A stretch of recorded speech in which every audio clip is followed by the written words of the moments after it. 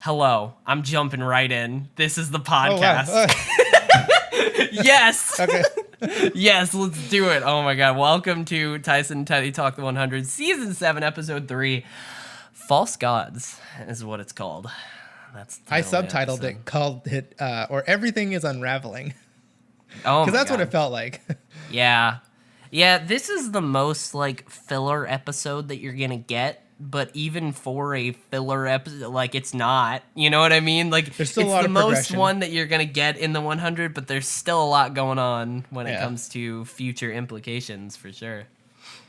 I feel that this, like this side of the storyline, like you know how Game of Thrones, there's multiple storylines going on at the same time. Good old Game of Thrones. And whenever I watched Game of Thrones, I was like, oh, I don't really pay attention to this storyline because it's not that interesting.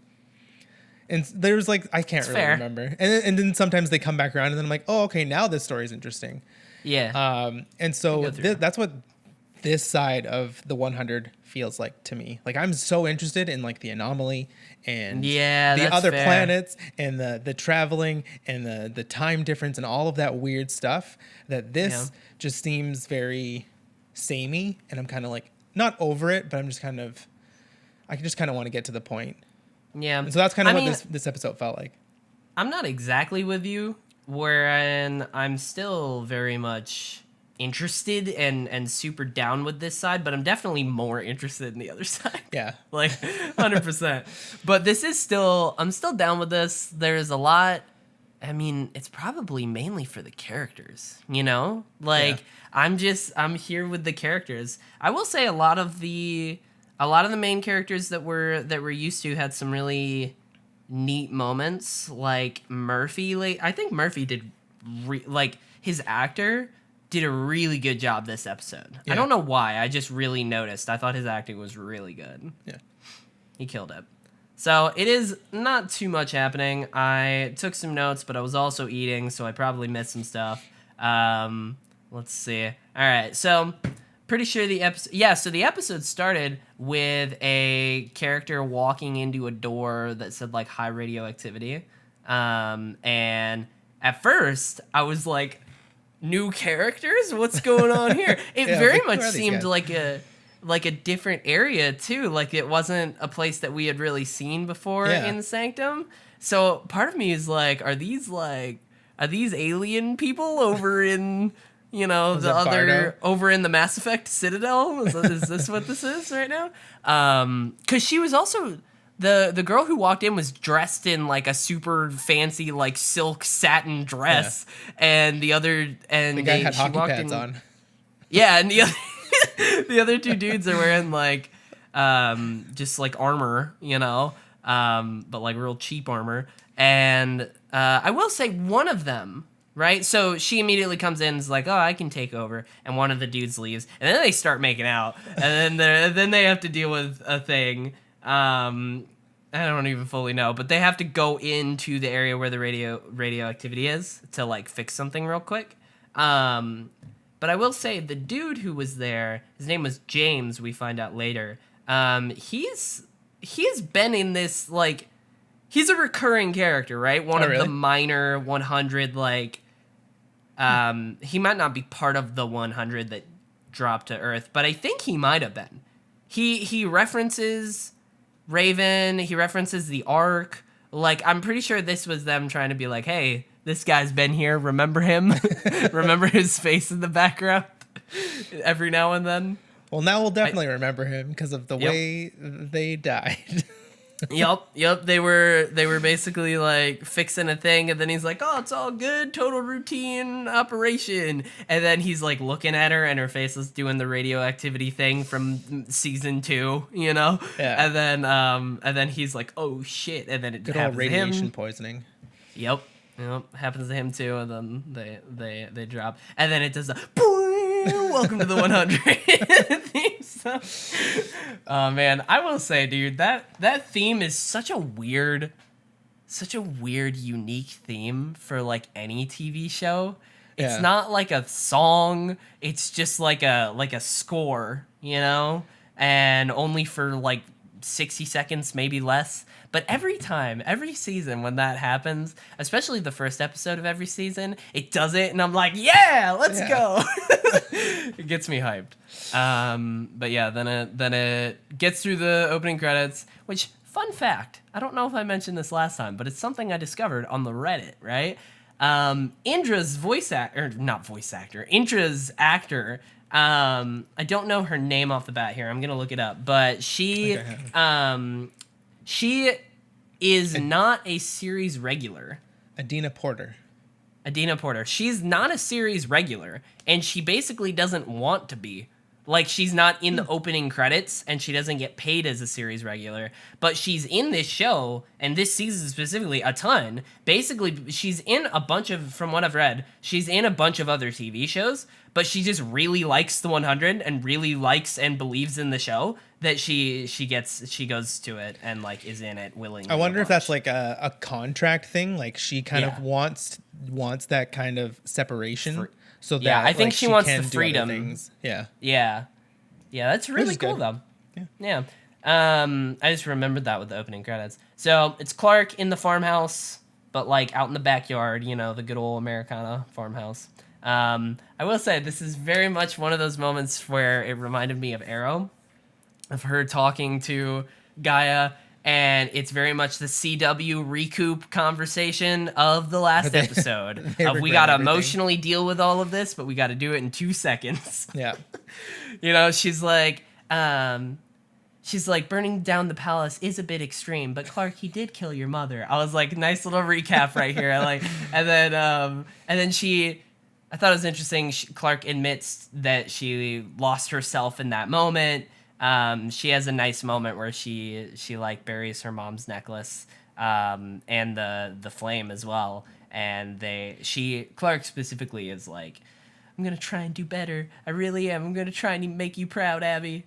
Which, That's what I liked this moment of Clark and Gaia both burying something from their past that meant a lot. Like, obviously Abby means a lot to Clark, and the flame and all of that kind of tradition means a lot to Gaia. And so them both burying this and trying to go, and Clark said something about easing the people into the future. I think them burying this was easing themselves into the future and trying to put the past in the past. Yeah. I thought it was a good moment. I feel like I'm forgetting her name right now. Eliza Taylor? Yeah. She did a really good job. Yeah. And then it cuts to Clark and I believe Indra going to... Well, Indra comes in. She's like, we got to deal with some shit. And then they go to them. They're visiting Shade Hada / Russell in the jail. I will say my one note on this scene, they basically have a conversation. They say that Russell can choose how he wants to die. And this time he's like, I want to die on a fire or on the pyre. He's like, it's my people need to see me burn.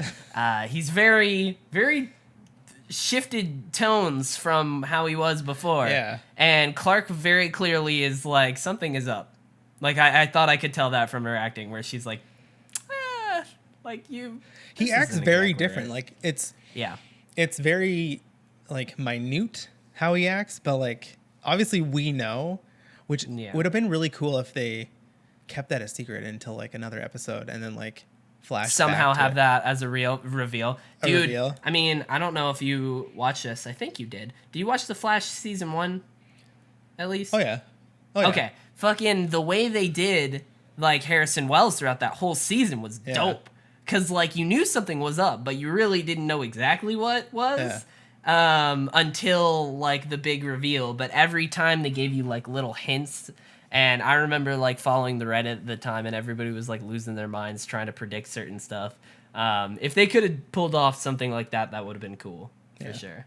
Because when the audience knows that it's not Russell, you're always you're just looking at him, and he's everything that he does is just a little bit different. You're how can they not tell that he's different? Yeah.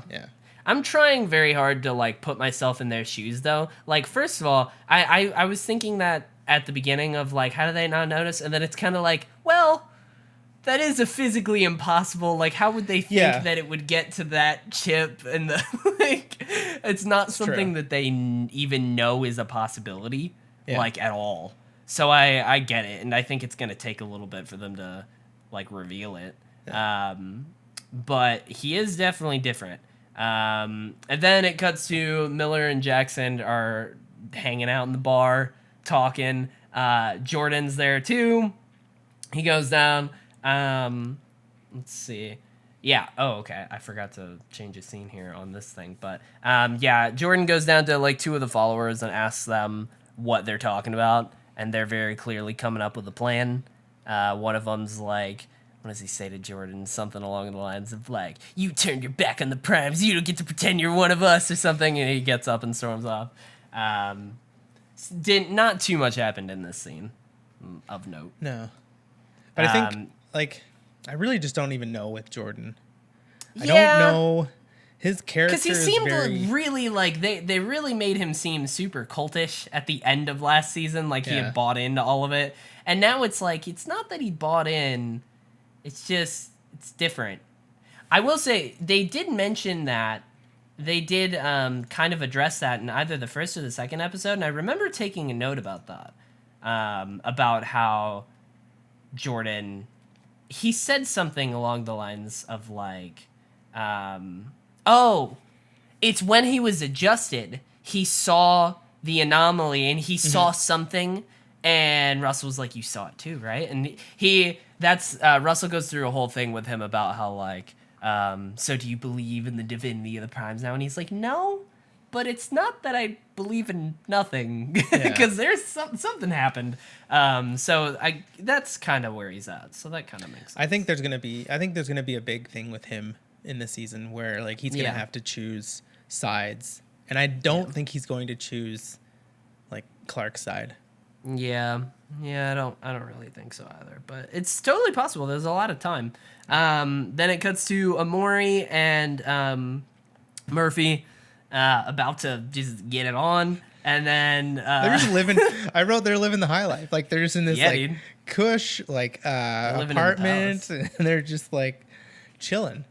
Yeah, they're and Murphy's not super happy about it, but Amori's like, we don't really have another choice, so why not enjoy it? You know, it's fine. And then Raven walks in on them, and I thought this was an interesting line, and I feel like they chose it on purpose. He's like, 6 years of you walking in on us in space, you'd think you'd learn, and she'd like, you'd think you'd lock the door. Yeah. But I think that was a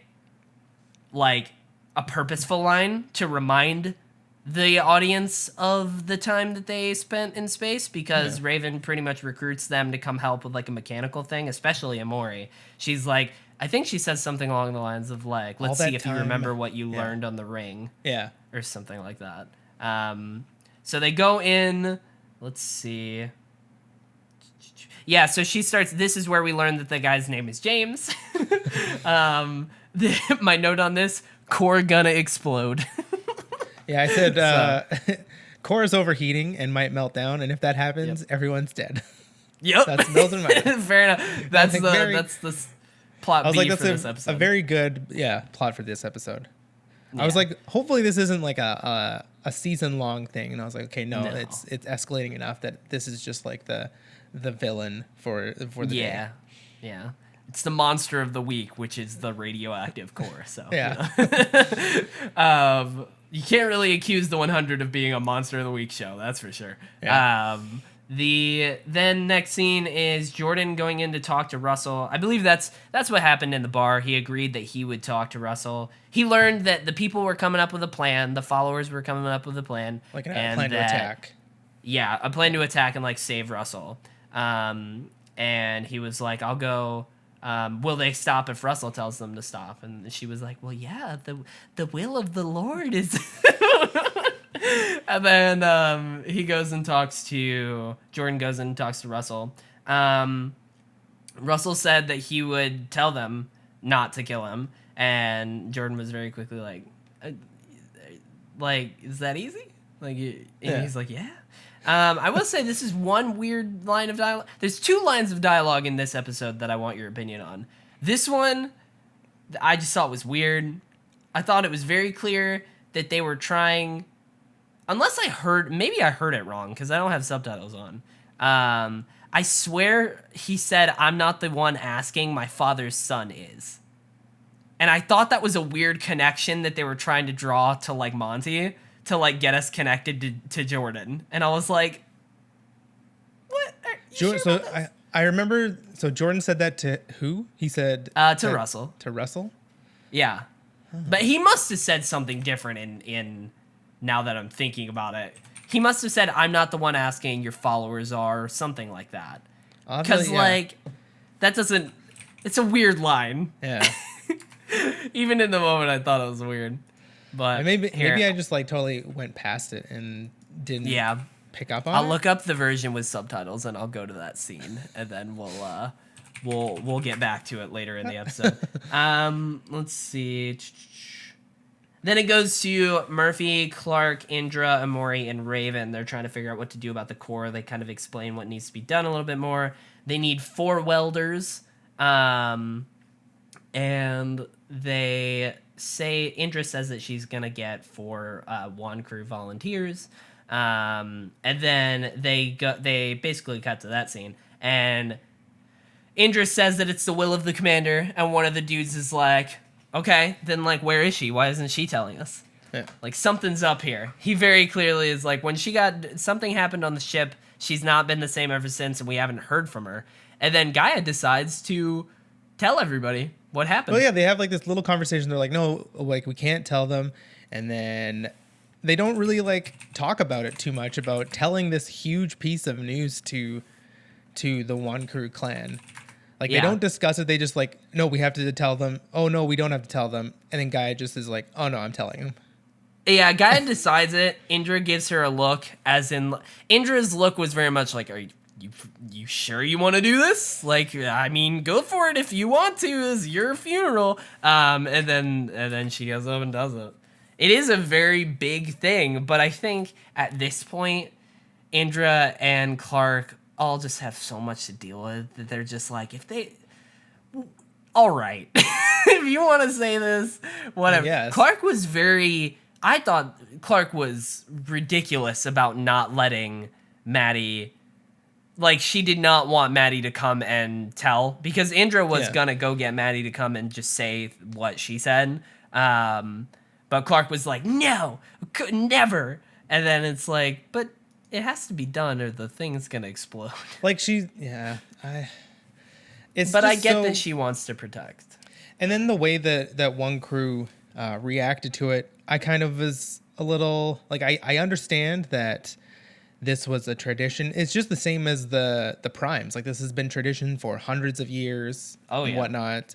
But we saw in a lot of seasons of the 100 how sacred the commander is to the grounders, that it's like even more so than the primes. We've only seen that for one season, whereas the grounders were like, we got entrenched in that, and it took a long time for them to break of very minor traditions. They were like really hardcore.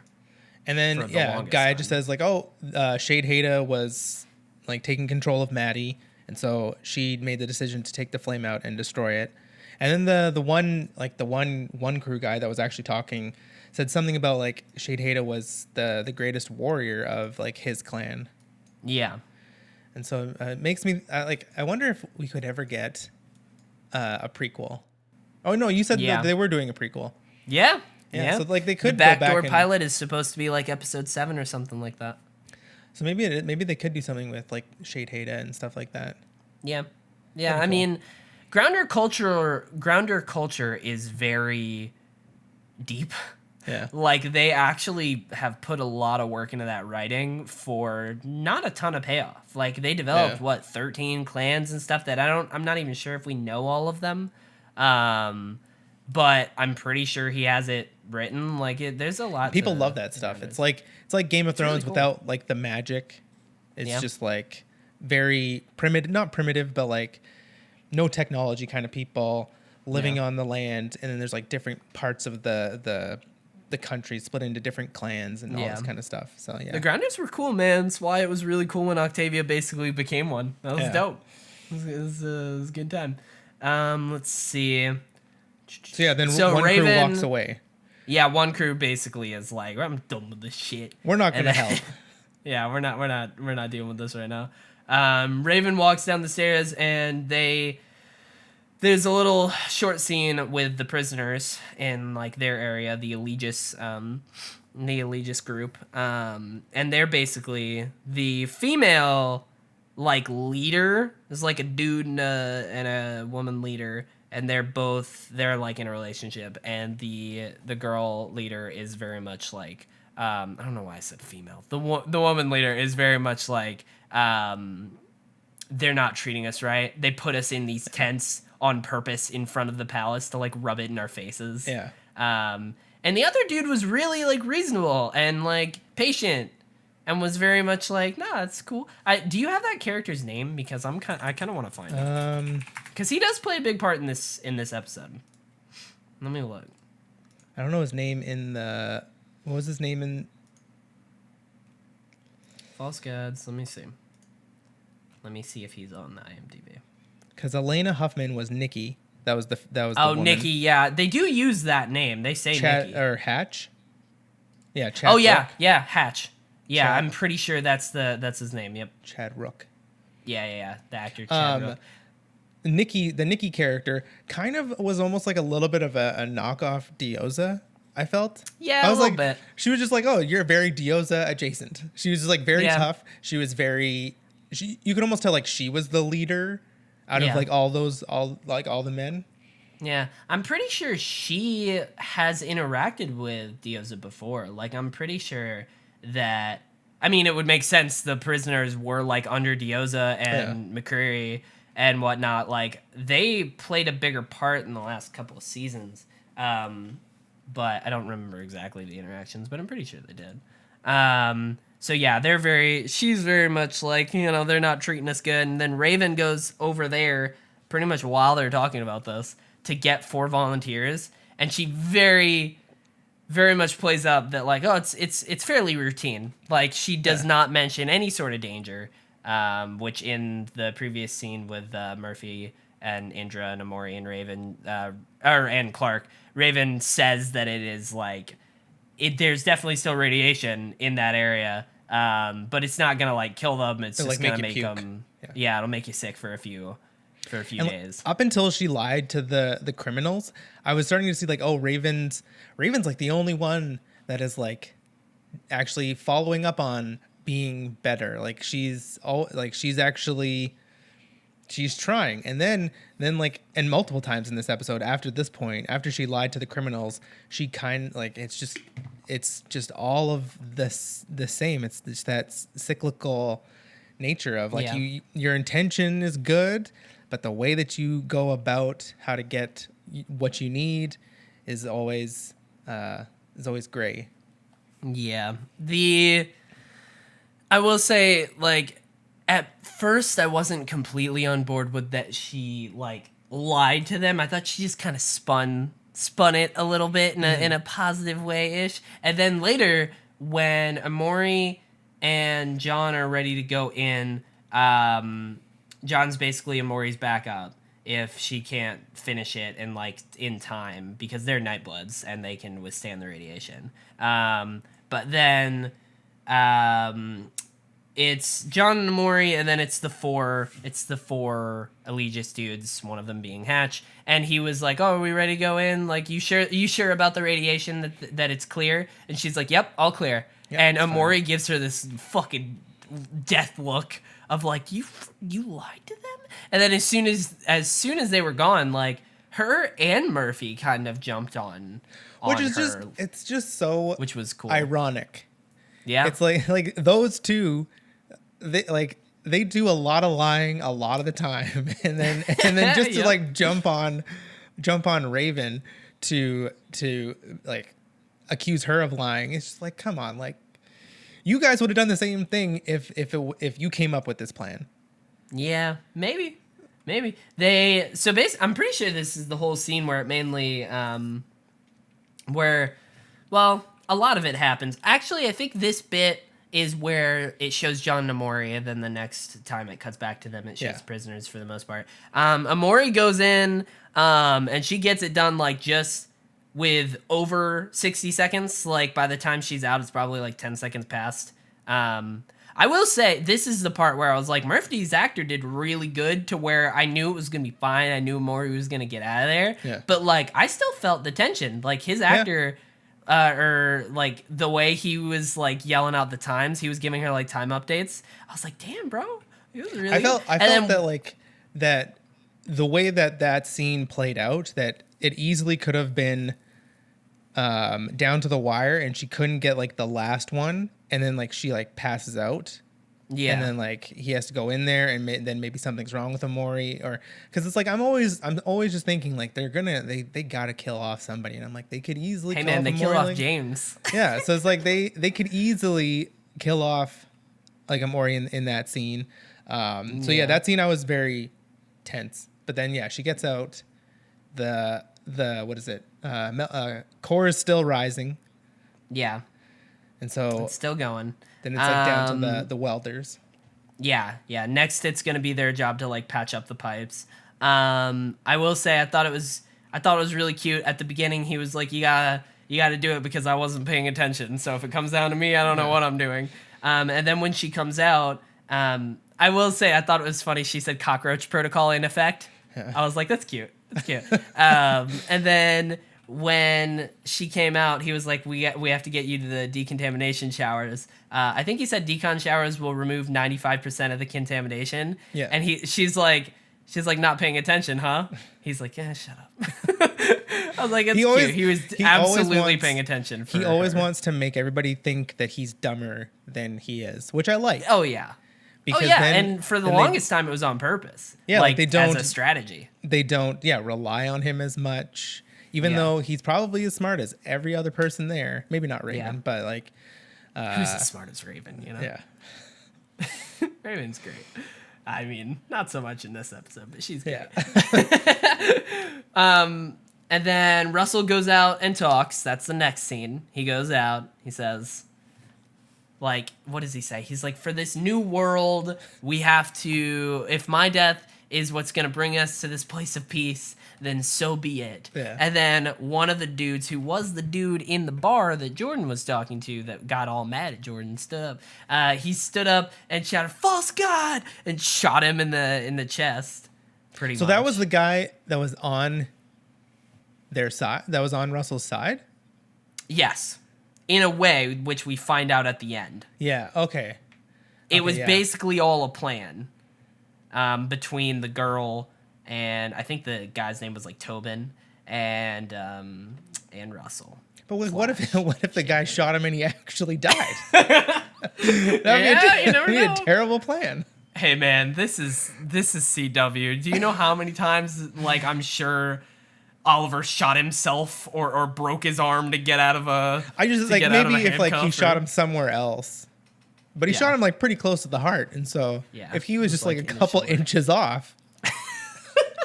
Plans maybe over. They knew he was the best shot. You know? Maybe. He was the best shot in the camp. And then basically, I thought this was... I'm sure they're going to expand on this, but this was very, like, rushed. That they immediately decided, like, Indra and Clark immediately decided that they're not going to kill him because he'll become a martyr. I was like, well, he would have done that before. Yeah. Like... I don't necessarily know about that, but they'll probably expand on it. Like, I just say, let him become a martyr. Like, just say, oh, he bled out. We tried to save him. And you could have done that and then killed him in the back. Yeah. But instead Clark was like, is he alive? Is he okay? And I was like, why are you so worried? Yeah, like, come on. Like, you held a gun to his head, like, in the last episode of, like, I get that she is very, like, she really does jump into action to save people. That's kind of her character, but it was very like, it's Russell. Like, do you really care about Russell? But yeah, then it goes back to the core. We're going back there. I put in all caps, Raven is lying and going to lose the trust of the prisoners. God damn it. Yeah. Because she very much doubled down. I also wrote, that this is Raven's tough decision, because in one of the interviews that I read with Jason Rothenberg, he said that at some point in this season, Raven is one of the only characters to not get faced with an extremely tough decision where it is you or this, like, to save people, you have to do this shitty thing kind of thing. He's like, Raven's one of the only people that has never been put in that situation, and she's going to be this season. And I was like, oh, shit. And this is it. Like, standing in her shoes, and, like, even if she told them the risks, it's literally, you either do this or we all die. Yeah. Like, that's the thing. It's like there really isn't a choice. Yeah. Like, either you and what you have Amori was just like, you should tell them. Like, they started basically, they were patching up the holes in the pipes with, like, they were welding, and one of them started puking, and he was like, my guys are getting sick in here, what's going on? And she basically made up some excuse of, like, the some gas. Yeah. The gas that they're, like, burning. Yeah. And she made that up, and Amori immediately was like, you could at least tell them that it's not, like, what's happening. And she's like, I can't trust them to she was like, I can't trust them to make the right choice. It's like, shit. Yeah. It's like, if she told them that you're gonna die, do you think that they would have kept going? Well, like, the thing is she could have told them. They could have gone faster if that's possible. And they could have, like what she said, they could have just been sick. Like, they could have. Yeah, but there's no guarantee that they would have been able to go faster. No. Just because their life was on the line. But the thing is their life was always on, like, their life is always on the line no matter what. If they don't do it, they're going to die anyways. Yeah. So it's. But she made it out to them that it was a routine, like, fix up. That, like, she definitely didn't tell them that if they didn't fix it, the core is going to explode and kill everybody. That would have been an easier sell, in my opinion. It's like, hey, yeah, you guys know these tools, so, like, we need your help. If you don't help, you're going to die. Like, we're all going to die. Yeah. No matter what. Yeah. I feel like Raven definitely just didn't trust the prison. I mean, she said that originally, like, Clark brought it up, was to get one of the four of the prisoners, and she was like, the prisoners who, like, tortured me and this person, and like she definitely doesn't trust them because of her past. I guess that makes sense. And it makes sense, but I do agree logically, it's like, I feel like they would have helped even if you did tell them that, but maybe not.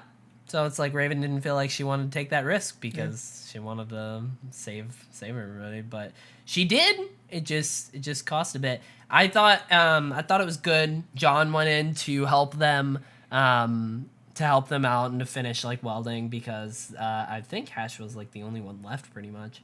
And they started having, like, a conversation, which was really nice. I was like, man, I like this dude. Now he's gonna die. It was weird though, because, like, they're welding and, like, nobody has any protective gear on. Like, I know it's, like, sci-fi welding, but it's still, I don't think flying. they care. There's sparks flying. There's no eye protection. They don't even have had masks. Gloves on. Maybe gloves. John didn't have any gloves, I don't think. No, not at all. Like, man, okay. Yeah, but they had that. I like that. But also, like, radiation, the core is gonna explode. I feel like some sparks are the least of your worries. Some burns on your hands. I went to school for welding. If you get a spark in your eye, oh shit, that's no bueno. Especially take it up with Jason. Because it's not just, like, a spark; it's like a piece of hot metal. Oh damn! And so then it gets in your eye. Shit. But again, maybe they should have had protective gear. Like, maybe they should have, and then they could have, like, taken it off. Taken it off. Yeah, I've done that. They could have taken it off at the end to show, like, they're trying to, like, this is, like, the last part where they need to weld, and I don't know, something, just to show it was there. Yeah, it broke the realism for me, even though it's like Xenon. Even though they're on this other planet, like millions of light years away, after spending 100 years in cryogenic sleep. I was like, I wonder what year it is in the 100 right now. You know what I mean? Because, like, what let's year say, did it start? Like, what? God, see, who knows, man? Yeah. Like, let's say the 100 as a show. When was season 1? because we have to go 100 years back from season 1. Or maybe, actually, no, we have to go 100 years forward. Okay, so 2014. Let's say that the show began in 2000, what is that, 2114? 2000. Yeah. Yeah, I don't know how you say that as a year. 2114? 2114, yeah. So let's say that's when it started, because it was 100 years past what we know as present day, nuclear war and all that. And then, so we've also we did a 5-year time jump, so like 2119. And then we did another, and in between that 5-year, there were probably a couple of years. There's like a couple of years. So, maybe let's say 2112. We'll say 3 years. And then they had to jump another 100.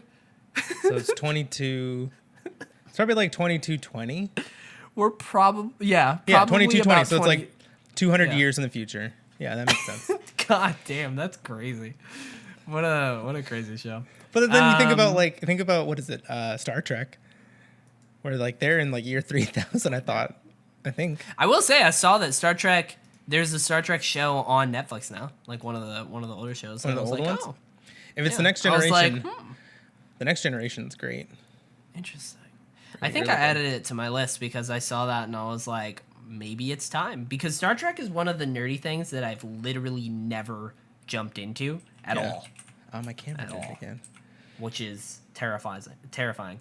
The original Star Trek show from 1968 is on Netflix. And then there's also Star Trek Voyager. That's the one that I saw on Netflix. That's from 2000. That's Voyager's good as well. I used to love Star Trek. And then there's Enterprise from 2004. But then that's also on Netflix. Wow. And there's Deep Space Nine, which is good. Yeah. There's a lot of Star Trek. Shit. That is why I've never dived into it, because there is a lot. Good. It's too intimidating. It's really Whereas good. like Doctor Who, there's a lot of, but you don't need to know. You know what I mean? Yeah. You don't need to. It doesn't matter. You hop in at the 2005 and you keep going, which Doctor Who on HBO Max now. And I have thought about rewatching, but that's a lot. So I've never watched Doctor Who. Really? Yeah. Oh. I feel like you would genuinely like it from the reboot on from 2005, because man, fucking Tennant's run and Matt Smith is some of my favorite episodes of television ever. They're so good. Like, some of those episodes are amazing. But like the most recent Jodie Whittaker stuff is rough. It's rough. It's really sad too, because like it has a lot of potential, and they just the writers don't. Like, I've noticed the showrunner, whenever he writes an episode, he doesn't know how to end an episode. He has a lot of problems throughout, right? So he's like J.J. Abrams. Kind of. Yeah. Kind of. J.J.'s good at writing stories, but he doesn't know how to end stories. Like, he just doesn't. Yeah, but it's like that, but with a 45-minute episode of TV, so it's like it ends in the last 2 minutes, like it comes to a conclusion, and then they're just done, and you're like, was that it? Like, you're left being like, is that it? A lot. Yeah. Whereas, man, like some of the David Tennant shit is still my favorite TV ever. Like, it's so good. Yeah. And the Peter Capaldi stuff was good too, and Christopher Eccleston. Like, those four were amazing. And Jodie Whittaker is still a good actress, and she has a lot of potential. But the writing of these last 2 seasons have not been great. But yeah, check it out. It's on HBO Max. It's really good. I also have almost gotten that for the Studio Ghibli movies as well, because those are on there. But that's a whole nother conversation. Where are we in the 100? Season 7, episode 3. Murphy and Hutch are having a nice heart-to-heart. Yeah. Yes. Yeah. I wrote, I like this moment. This guy was really cool and had a lot of potential, and the prisoners are going to be mad now. Yeah. They're not going to be happy. I was like, he's like a catalyst because the prisoners weren't like one crew. And that's why like this subtitle of this episode is like, everything is unraveling. Like, now one crew isn't with everybody. Now the criminals are going to be at everybody else's throat. Everything is just coming. Like, the first episode there was a little bit of tension, but like there were bigger groups of people together, and now everything's just starting to unravel, and people are just doing whatever they want. Yeah, there's a lot more separation now. I will say I didn't really see the children of Gabriel like at all this episode. That's why I don't know like how many are there. If you can just like isolate them and then just like push them out. I thought that was like, is there a lot? Because it doesn't really look like there's that many. I don't think there's like a ton. So I don't know. But so I will say in this scene, I thought Murphy actually was like showing some compassion, but not in a way that was unrealistic to him. Like he's still Murphy, but he was like showing more compassion. He's still a than dick. Usual. And I was like, it was just like, oh, he's a little sensitive. Yeah, he was being nicer. He was actually he I think he cared. knew that the guy was gonna die too, and so he was kind of just. And I think he kind of knew that he knew that the guy knew that Hatch knew. So it was very much kind of like trying to just giving him a last conversation. You know, he was kind of there with him. I thought that was good. And then the next scene was Raven pretty much with the bodies, like losing it. Well, one thing I wanted to say before that I don't like this in any show. And it just gets done too much. It was the down to wire like montage, sort of, not montage, but just like you see that like, oh, it's what is it? If it gets to 1500, everybody dies, and so it's like 1494, and then she's like, oh, it starts and then it's just down. like the screen, and it's just like it just like barely touches 1500, and then it goes down. And I'm just like, I hate that so much because it's not that it's not realistic. It's just that you already know the outcome.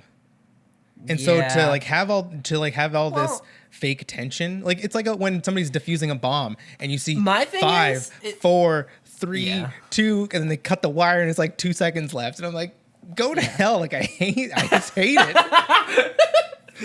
Go to hell. Like, oh my God. No, it's like, I get that, but I also remember the time where like, I didn't watch nearly as many like dramatic or action-packed shows that kind of fake tension. I absolutely used to buy that, and it would absolutely make me more tense. And I feel like now we're just jaded because we've seen that so many times, and we've seen shows do that we're kind of just like, stop. But I feel like there's somebody out there who was genuinely like, watching the dial, you know. It's like it goes and they just all die. Hey man, dude, I'm serious. With the 100, you never fucking know. I guess like it would have been cool man. if there was like an what is it? Not an altercation. Like a reaction.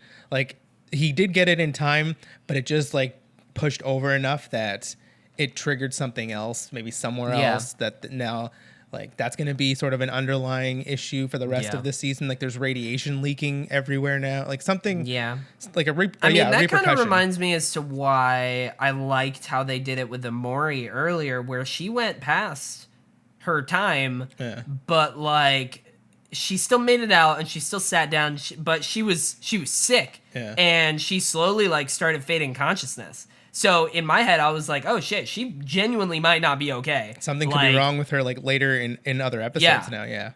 Yeah. That's why I was like, "That's cool." She didn't pass out at the 60 seconds. Yeah. But there's a possibility for something else. But yeah, Raven in the next scene, she was like, "I did this," and then this is the other line of dialogue that I wanted your opinion on. Murphy said, "Oh, how the mighty have fallen." And then he looks at Raven and he's like, "Welcome to the world of Grey." I wrote that down too. I was like, Murphy said it perfectly. Yeah, dude, that's the thing though. In my head, I kept going back and forth. I was like, why does this line work? Because it shouldn't. That line should not work. That line is cheesy. But I totally was like, it's cheesy. That was good. But like, this is a good line of dialogue. I wrote like that's what this show is about. Like this whole show is everybody is doing what they think is right, and it's so gray. Like it's right in the eyes of like the followers of Gabriel. Like the primes. The primes. Like, they like it's gray what they do because their followers like believe it, and so it's morally ambiguous, and then. The choices that Clark does to get her way, like again, her intentions are good, but all of her choices are very gray. It's just like and that's kind of that's what this show's about. And I think Raven hasn't really had to do anything like that. She's always been on one firm side. So to put her in that position to make a morally gray choice kind of brings her down to like everybody else's level. Yeah. I mean, I liked it. I kept being like, why does that line work though? Because it's so on the nose. You know, like the show is about the gray area, and he said it. So in my head, I was like, why do I like this line? I feel like I shouldn't like it. No, I feel like line. that's too on the nose, but it worked. Yeah. I was like, man, props. That's pretty impressive. And then I said prisoner's girlfriend, which we now know is Nikki, found them and starts beating the fuck out of Raven. Yeah. Just absolutely destroying her. And I will say, I liked, this is something the 100 does a lot, where I like that, you know, she got beat up, and it wasn't one of those things where, like, people get in a fight in a show or in a movie, and they fight and they get back and forth, and then they, like, step back, and neither of them really have any scars, and neither of them really, it's like nothing really happened too bad. Yeah. Or, like, it happens, but, like, then they kind of move on. Like, in this, it happened, and then they were like, we need to get you to the med bay. Like, you need to get this shit treated. Yeah. And I was like, oh. And she looked like she got beat up, like, pretty bad.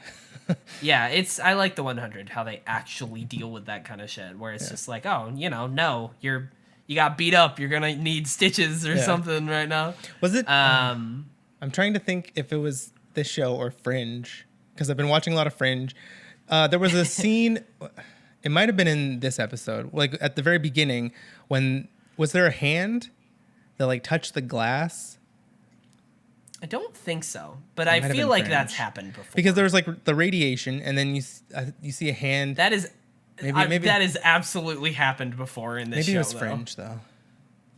Maybe, but like that's 100% a thing that has happened, of like a bloody hand like on the window. Like, well, it was like a bloody hand in Mount Weather. It was a bloody hand, but then it like moved, and like the palm of the hand like separated.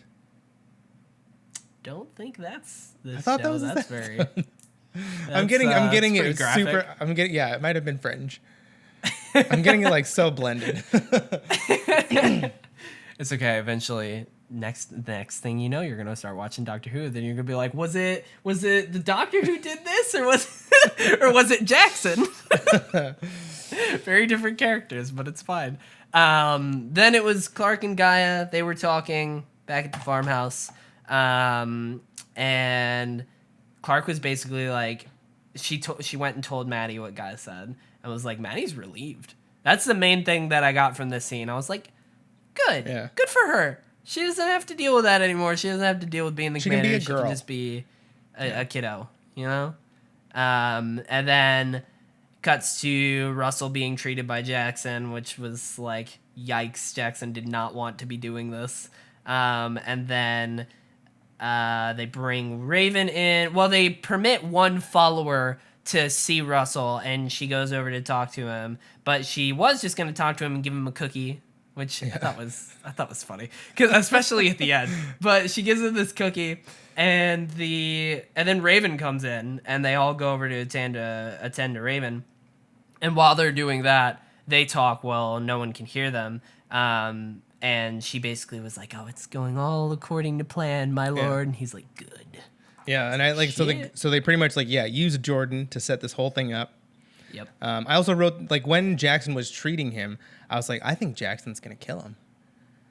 I thought like Jackson was gonna kill him. It looked like he was really thinking about it. And I was like, oh, that would be a cool, because like Jackson hasn't really done like a ton of like big moves. And I'm like, he's been there the whole time, but he's mainly just Abby's assistant. Yeah. And so I thought like, like Jackson could kill him, and then like they walk in on, and then he's dead or something like that. But yeah, obviously that didn't happen. And then it just like, it ends in a very non-cliffhanger-y, nothing really. I mean, the only cliffhanger is like Russell's plan is like enacted. Yeah, like he's the puppet master now. Yeah, that's how they ended it. But they also ended it with him taking a cookie. He like flipped it back and forth. Like, I was like, what's gonna happen to the cookie? Dude, he was inspecting this cookie, and then he just was like, oh. He was like really happily eating that cookie. Takes a bite of the cookie, and then he just like disappears. It's a fucking teleportation cookie. Teleportation cookie. Oh my god, that'd be cool. Yeah, this episode was fine. Yeah. it got this, like, it progressed the story, but yeah, I'm just very interested in what's going on with, like, I want to see, like, Bellamy. We haven't seen him at all this season. Oh, yeah, which is another thing I've learned on Reddit is that he's not nearly as involved with this season. Oh, really? And a lot of the fans were, like, really mad about that. But that's weird. I don't... Because, like... It's apparently it's... From what I've read, I don't, it's just Reddit. It's not any official news source or anything. But from what a lot of people were saying was that he's been, like, struggling with depression. So he hasn't... So he wasn't really... He himself didn't really want to work on it as much. Yeah. So it's not necessarily, like, Jason's fault. Yeah. But everybody's mad at Jason. And I was like, that's a little weird. But yeah, so maybe... And a lot of people were like, let's just wait until the show comes out, and then we'll decide, if... because they were apparently mad that they didn't include his actor, I think, which is like Bob Morley, I think. Yeah. In like any of the promotional materials.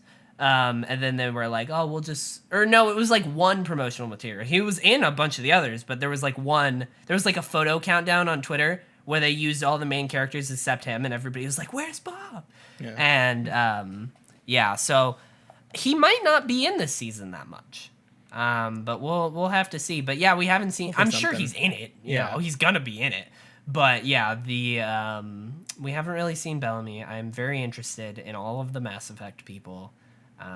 That'll be interesting. It was a good episode though. It was one of those, like I said, it's like the most filler you can get, but still a lot of shit happened. Yeah. Like it's still a good episode of the 100 even though nothing like major happened. Yeah. You know. It's a good show, man. Hopefully next week we'll get back. I think that's what they're gonna start doing, and then I think alternating. They'll alternate for maybe 2 more episodes, and then the storylines will converge, and something will happen where they need to come together. There'll be like the mid-season kind of climax, and then there'll be something else. Because like I don't know how they could stretch, especially just the Sanctum stuff out for the whole length of the season. I mean, they could, but they're definitely not going to. No, there's so much stuff still happening, so much other stuff that like they're. I don't necessarily know how they're gonna converge, but they will. We just need to know. We need to know more about the anomaly section. We need to know more about Bardo. Yeah. You know, man, I'm excited. Every week I keep saying that I'm going to look at YouTube the day after to find the trailer, and then I always forget. But I will say we're recording this the day after, so maybe it's already up, so I can watch that. The next episode is called Hesperides? Hesperides? Hesperides? Who knows? That's an interesting title. But there's a 30-second trailer that I'm absolutely going to watch after this. I accidentally looked at some of the plot outlines, and so not next episode, but the episode after is called Welcome to Bardo. Oh shit! Okay. And it's Bardo. Okay, Bardo. So. Okay. I will say, I'm scrolling through the. It's a 30-second trailer with 15 seconds of after credits thing, so it's a 15 seconds trailer. I'm just like scrolling through it right now, and there are images of the Mass Effect soldiers. Oh shit! And which is weird because next week's gonna be interesting. They might actually start converging next week. Yeah, it says because in the description it says something about Clark's missing people. It looks like the Mass Effect dudes are on Sanctum. From this trailer. So that's good. Get hyped, boys. That's good because then so it's not going to be these two stories happening at the same time, but they don't really connect that much. Everything's kind of interweaving. It seems like they're going to it seems like there's going to be a converging arc for the whole season for everything. Which is exciting. So guys, thank you for watching. Yes. I appreciate it. We are a day late, but there has been a lot going on just in the world.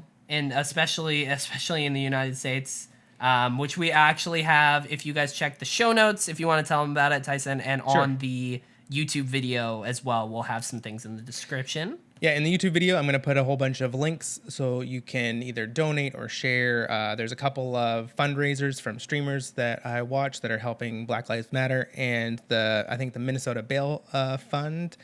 So we're going to put all the links in the description of the video and the description of the audio on the podcast. And yeah, you can go there, you can donate, you can share. Every little bit counts no matter what. Absolutely. It's been a fucking insane last 2 weeks. Really? Week and a half? Something like that. It's like there's no real end in sight, and that's it's just tough. It's just Black Lives Matter. Listen, try and educate yourself. Amplify Black voices. Yeah. So, we will see you guys next week here on the same place, which you can find the video version on Tyson and Teddy Talk. I think it's just Tyson and Teddy on YouTube, right? Yeah, Tyson and Teddy Talk. Okay. Yeah. You can find that on YouTube, and if you just search, the name of the podcast, you can find it on audio services, which I'm sure you're probably listening to. But if you're watching this on YouTube and not on audio, go subscribe there. Subscribe to both of them. You can find me on Twitter at TeddyChinaris and Twitch and Instagram and YouTube. Sweet. You can find me at Tyson Pellegrini on Twitter, Pellegrini_17 on Instagram, and Twitch. Twitch is TPellegrini. And I think I'm actually going to stream next week. Ayo. Nice. Yeah, I'm going to stream. Dude, you want to know Destiny. something crazy? Oh, shit. Wait. When does the new season start? Tuesday. Are you serious? Fuck. I guess I'm going to be there too. I almost opened Destiny recently because I was like, there's new things coming to it really soon. Like I just didn't. I know that the new season. Yeah, I know that the new season is happening, and I was like, do I need to prepare? And I was like, no, I'll just open it when it's happening. So that's next Tuesday. Okay, that's crazy. You want to know something even crazier? What's that? The Last of Us Part 2 is not this upcoming Friday. I know it's this episode comes out on a Friday. So it's not this next Friday, it's the Friday after. And I have that Friday it's off almost work. It's almost happened. 2 weeks away. Yeah. Really? Wow. Yeah. That's awesome. Hell yeah. It is like when you're listening to this episode, tomorrow for me, it is 2 weeks away. That's crazy. That game has been delayed 5 times. Yeah. It's the new Kingdom Hearts. Just delay after delay after delay. So many times. So it's crazy that that's like finally gonna be a thing. Yeah. So yeah, get hyped. We'll catch you next week for the episode that we cannot pronounce. Hopefully they'll say it. Hopefully they'll say the word. Yeah, I assume. Yeah. Bye. Bye.